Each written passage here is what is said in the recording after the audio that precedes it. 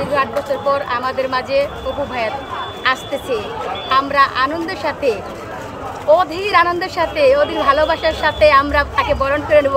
আমাদের কাছে আশ্চর্যজনক কিছু, আমরা মনে হয় আসলে আমরা তাজমহল দেখতে গেছি, সেই ইন্ডিয়া, ভারত, আগ্রা। আজকে আমরা মনে হয় আমাদের মাঝে একজন তাজমহলের মতন বীর পেতেছি, যার রক্ত ঝরা নেতা অপু ভাই, তাকে আমরা পাশে পাইতেছি। কখনো কোনোদিন আমরা কল্পনা করি নাই যে এই অপু ভাই আমাদের মাঝে বেঁচে আসবো, আমরা তাকে বরণ করে নিব। ভাগ্যের নির্ভর ইতিহাস, আল্লাহ যদি চায় রাখে আল্লাহ মারেকে।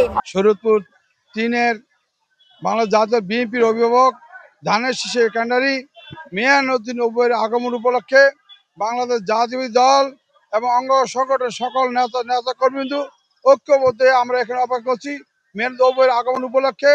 অপু ভাই আসার পরে আমাদের এই এলাকায় আমরা আশা করি আমাদের বাংলাদেশ জাতীয় দল এই এলাকার যে সমস্ত জনগণ আছে তারা আরো অনেকটা উদ্বুদ্ধ হবে এবং দলকে আরো শক্তিশালী করে তুলবে।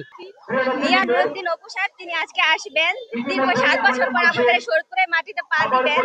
তো ওনাকে বরণ করার জন্য আমরা অধীর আগ্রহে এখানে আছি।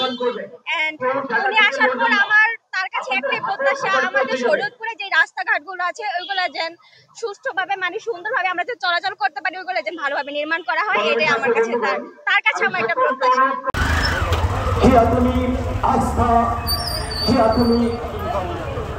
সুন্দর খেতাব, মানুষের স্পন্দন, শরীয়তপুর জেলা মাটি ও মানুষের